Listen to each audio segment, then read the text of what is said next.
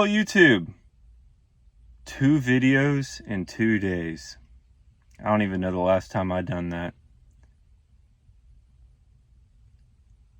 Probably a year and a half ago. I don't know. Sorry, but here we go. I just wanted to tell you guys about my s52 E46 Frankenstein, whatever you want to call this thing. E46 M3 rear end, S52 engine, E46 M3 fenders. I don't know. It is hot though out here. But there is a problem that I have with it, and I'm not going to hide it from you guys because I want to show you guys. And it seems like a couple people have had this problem. It's not the biggest deal in the world, but I'm going to tell you guys something about that today.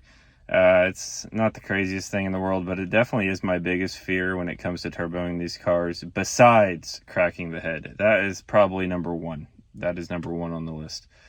But we'll get into that. And once again, sorry about the weight and everything, but it's way too hot. It's way too hot to be doing this.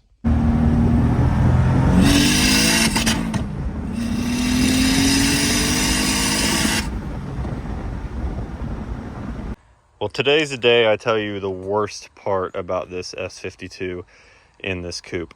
No, it's not blowing up. Don't worry about that. It runs great. It's actually ran great for over a year now. So it's looking a little used and abused, which is great. But it has an Athena cut ring in it. And you're not going to be able to really see because it's too dark under here. This thing is dirty, man. It's I don't clean it. I just drive it, man.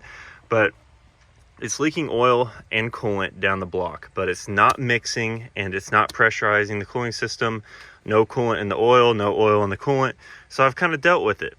And I showed you guys a video last year, around after I got this thing running, where I did do a retorque on the head studs, but it still leaks. So today we're taking this off, getting rid of it. Gonna put a different valve cover on it also, and retorque these head studs for the 3rd time, but we're actually going to crank them. We're going to crank on them. We're going to go over the recommended, because at this point, what do you do? You know, what do you do? I don't want to tear it all apart and have to get the head machine again and all that stuff. It's not been annoying enough to keep me from driving it, but we're going to try to reseal it. I know Dylan Lobster Boy, sorry Dylan if that offends you, it's just the easiest way to say your last name, had the same issue, and he fixed it by torquing the head studs a little more. So that's what we're gonna do. Got the beautiful strut brace off, huge shout out. And now I'm noticing some stuff. You know, I'm not a professional on this channel. You know, I'm a backyard mechanic. I work outside through winter, all that crap, all the fun. So, you know, some stuff could be a lot better than what I do. I had this plugged off with a crappy plug, and I didn't have it very tight because this was set up for my red car, actually, these 2 catch can bungs, because I had a catch can over here on the red car, but now we have the old fender dump on this car. So I had that plugged off. There's just a bath of oil under there, so that was running down the valve cover, making a mess. So that's a plus. That won't be like that anymore on the next valve cover I'm putting on here. And another thing is, what are you guys doing to get good grommets for your valve cover?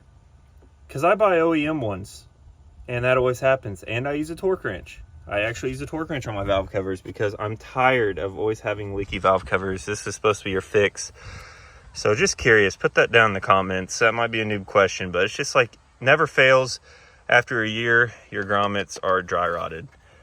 Okay, well, it's nice when you take your valve cover off and nothing jumps out at you. It looks fine.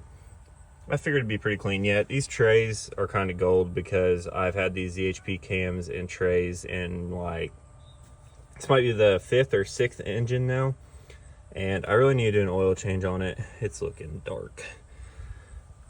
Yeah, some neglect, not gonna lie. But I'm gonna go ahead and get this engine clocked in the right position where these grooves are facing down in the cams, and I'm going to hopefully not destroy something tightening these studs a little more. I know it's very common to go through and retorque your studs after a heat cycle, which I did, but like I said in the other clip, we're going a little tighter.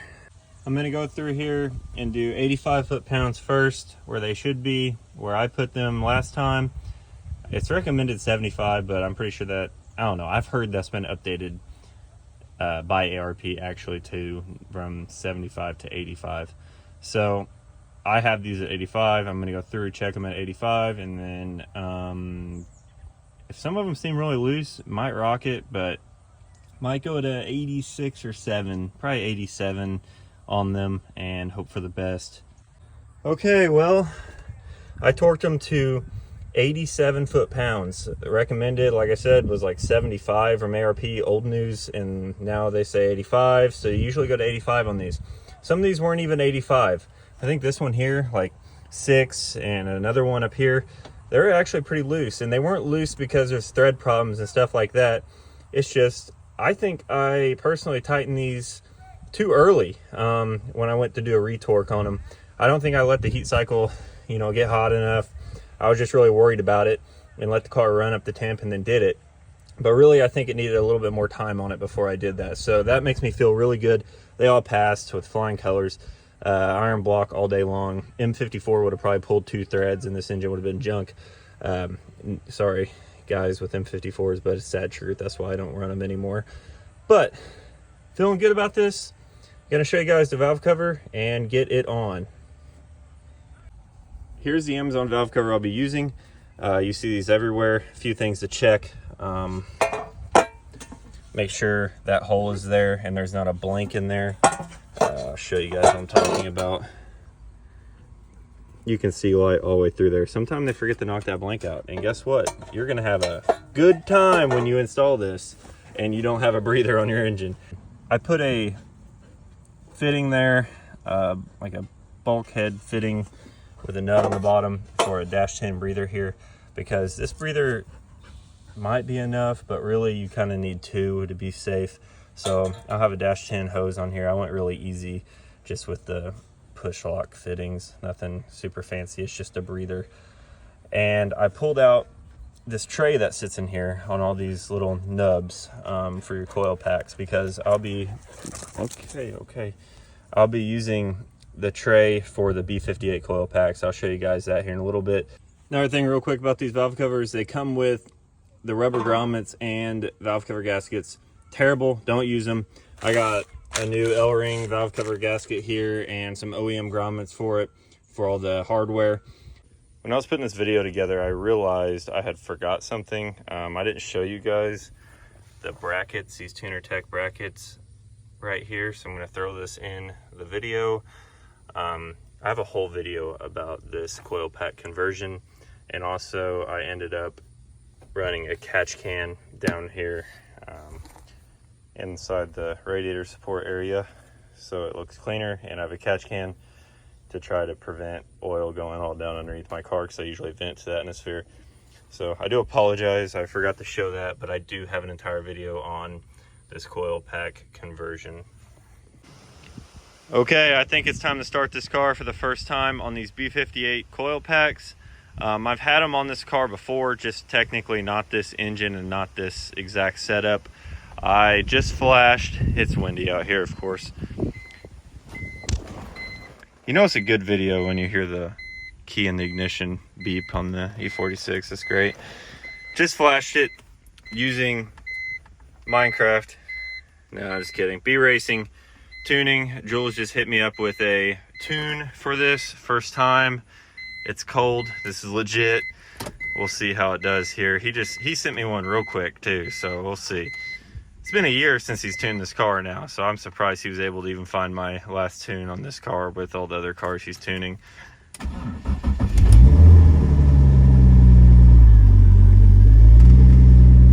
Alrighty.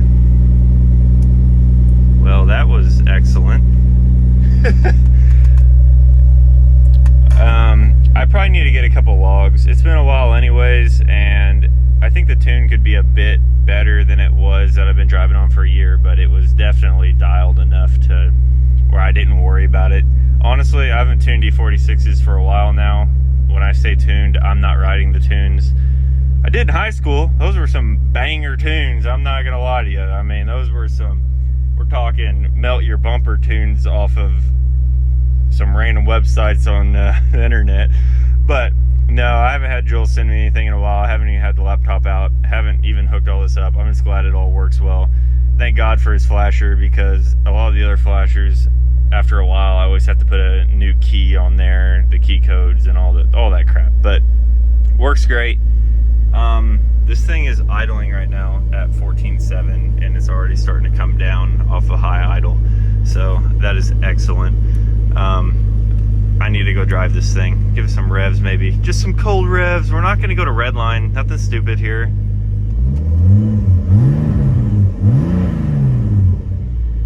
Oh, that's nice. That's so nice. Well, time will tell if retorquing this head sealed the cut ring head gasket. I hope. If not, I'll keep ripping it. If it was mixing fluids or pressurizing the cooling system, well, I wouldn't really have much of a choice. I wouldn't be able to keep ripping it. But it's just been running down the block a little bit, nothing crazy. If I have this car on jack stands before I post this video, I'll try to get a better example of what I'm talking about. I can kind of show you guys here. This side is not a good example because I don't think this side is leaking. But my Vanos unit is leaking pretty bad, unfortunately. That's what you see down this coolant hose here. I hate that, but that's not as big as a worry as the head gasket. But you can see, it doesn't look like it's leaking at all on the exhaust side. I do know it leaks some oil down this side though, on the intake side, but I can't really get in there and show you guys that. We'll see. I can't really show you guys. It's a little wet up there. But now that that's all tightened up, shouldn't have any worries now. This side's the worst over here because the way the engine slants, it kind of puddles up in some of the casting. It's running smooth as can be, man. That's the best part about the V58 coil.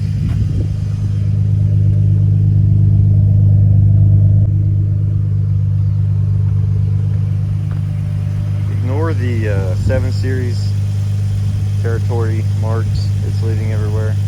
Been chasing that for a while. I might get another 7 Series video up eventually here. Oh, it looks so good. Alright, always got to record oil changes. I always show them on here because you never know. You never know what's going to happen. Oh gosh. Pan in the right spot? I hope. Well, nothing made a loud tappy tap when it hit the pan. Go ahead, report me. Report me to whoever that may be for not changing the oil soon enough. And maybe this is just me treating my M3 engine like a normal non-M car, maybe? I don't know. But yeah, it was due. We're going to go ahead and drain this oil and get the oil pan off of this car also. Drain fitting is in the wrong spot. And you can see it has epoxy on it. I did that to my weld because I thought it was leaking, and it was not what was leaking. So now that looks like crap. So we're going to get a new pan on this thing with the correct drain. A huge shout out to Jacob from B Racing. We will be selling oil pans made for turbo setups for the people who don't want to pay to have theirs welded, or they don't want to deal with welding it themselves, because the stock 20-year-old oil pans sometimes can suck to weld on. It's hit or miss, really. And this is for my blue car right here, because my hose is doing a weird curve to get to here, because really it needs to be going this way, but currently mine is going down and over to get to there. So it's terrible. Welcome back, S52. So the oil pump looks brand new, of course, because it is. And then nothing in the pickup screen. Gosh, it's dripping oil everywhere. I love the little cutouts in the baffle for the ARPs. It's funny. Oh yeah. Oh yeah. Sheesh.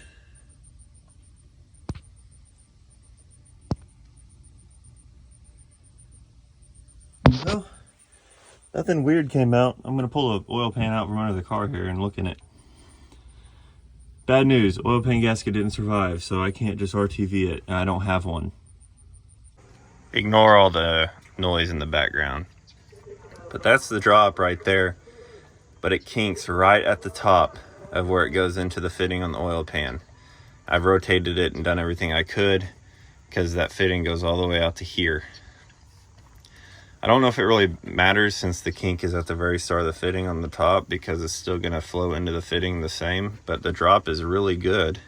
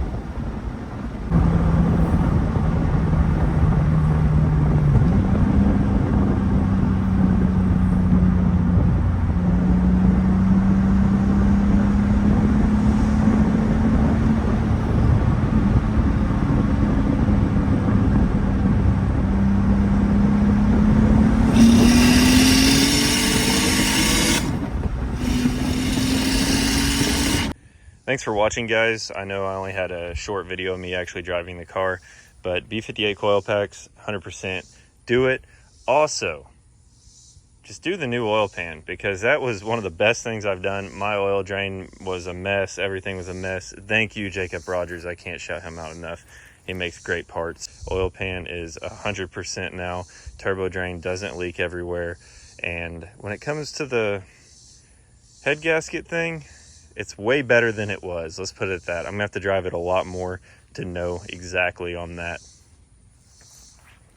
But it is a mess right now, this car. Look at the brake dust. But I appreciate you guys. Thank you.